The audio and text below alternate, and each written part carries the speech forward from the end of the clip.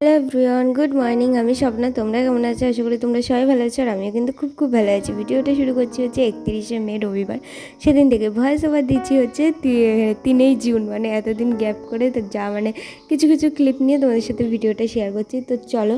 তো দেখো বিকাল হয়ে গেছে, আর আমি কিন্তু এখানে জামা প্যান্টগুলো গুড়িয়ে নিচ্ছিলাম। এক পাশে আমাদের জামা প্যান্ট, মানে আমার আর বড়মাসের জামা প্যান্ট গড়াচ্ছিলাম, আর একদিকে মা, দাদা আর বাপির গড়াচ্ছিলাম। কারণ ওদের গুলো একটু আলাদা করে রাখতে হয়, না হলে ওরা খুঁজে পায় না আর কি। এই ঘর সেই ঘর, হয়তো মা বাপি ওই ঘরে থাকে, এবার ওদের জামা প্যান্টগুলো ওই ঘরেই রাখি, কারণ স্নান করে এসে সে ঘরে যায়। এ ঘরে রাখলেও হয় সেটাতে, কিন্তু যেখানে একটা রেখে দিলেই হয়ে গেলো। তো এটা ছিল 1 তারিখ, মানে 1 তারিখে জুনে। তো সেদিন সকালবেলা তো আমি ঘুম থেকে উঠে গেছিলাম। বিকালবেলা তো দেখলে কী করলাম, সকালে ঘুম থেকে উঠে এখানে মুখটা ধুয়ে নিচ্ছিলাম। কলেতে এখনও জল আসেনি, ওই জন্য ঘরের একটু জল ছিল বোতলে, তো সেই জলটা দিয়েই মুখটা ধুয়ে নিচ্ছিলাম। আর সকালবেলা না খালি পেটে আমি চেষ্টা করি 1 ঢোক 2 ঢোক যতটাই হোক জল খেতে, কারণ পেট ভরে তো আমি জল খেতে পারি না। মানে খালি পেটে আর কি পেট ভরে জল খেতে পারি না, কারণ গা গুলিয়ে যায়, তখন যে পুরো জলটাই উঠে যাবে, বমি হয়ে যাবে।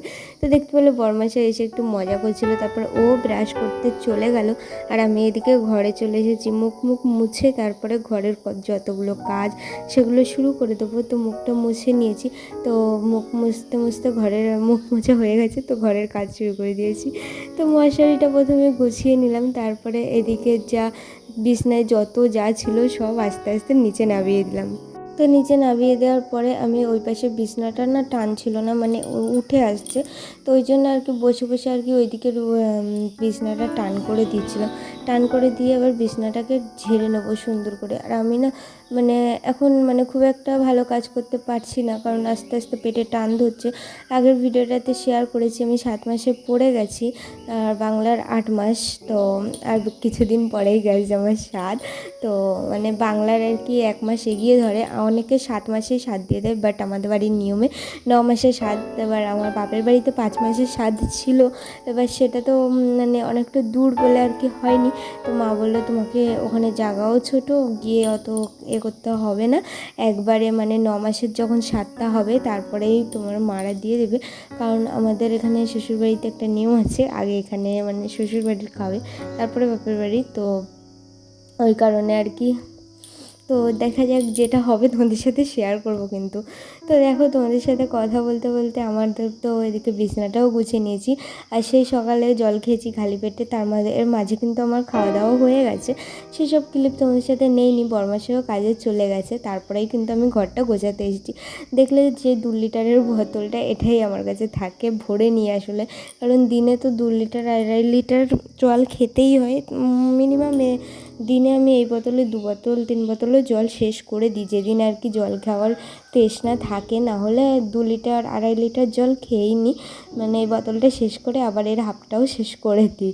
তো দেখলে বোতলটা আর কি নিয়ে রেখে দিই। আর এখানে দেখো ঘরটা আমি ঝাঁটিয়ে নিলাম, কারণ এবার আস্তে আস্তে বলছি না একটু কষ্ট হচ্ছে, তাও যতটা সম্ভব করার চেষ্টা করি, কারণ এগুলো না করলে কি আর সবসময় শুয়ে বসে থাকলে হবে। তারপর ডাইনিংটা শুয়ে বসে থাকলে হবে হবে বলতে না, এখন কি হচ্ছে মানে আমার পা মাগুলো একটু হালকা হালকা ফোলা ফোলা শুরু হয়েছে, তো ওই জন্য আর কি চলতে ফিরতে একটু অসুবিধা হয়, কিন্তু আবার একভাবে বসে থাকলেও অসুবিধা হয়। তো চেষ্টা করি নিজেকে অ্যাক্টিভ রাখার, যখন আর কি মানে খুব কষ্ট হয় তখন একটু বসে নিই, আবার তারপরে চলাফেরা করি, এরকম আর কি। তারপর দেখো আমি রাতে চুলটা বেঁধে ঘুমিয়েছিলাম, তো চুলটা এখানে আঁচড়ে নেবো। আর আমি চুল আঁচড়ানোর আগে না বেলুনি করেই ঘুমিয়েছিলাম। বেলুনি করলে তো চুলে খুব কমই জট পড়ে, শুধু আমার এই সামনের চুলগুলো একটু ছোটো বলে পুরোটা কভার করতে পারে না, তো মাথা ঘেঁষে ঘেঁষে আর কি সামনের চুলগুলো বেরিয়ে যায়, তখন বালিশের এতে লেগে জটটা হালকা হালকা পড়ে যায়।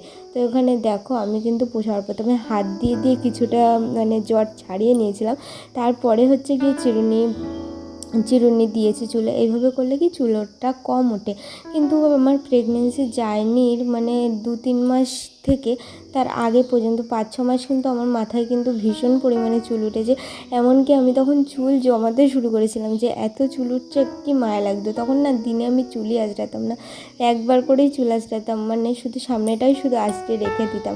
তারপরে আস্তে আস্তে দেখলাম যে না, চুল ওঠাটা বন্ধ হয়ে গেছে, জানি না হুট করেই বন্ধ হয়ে গেছে।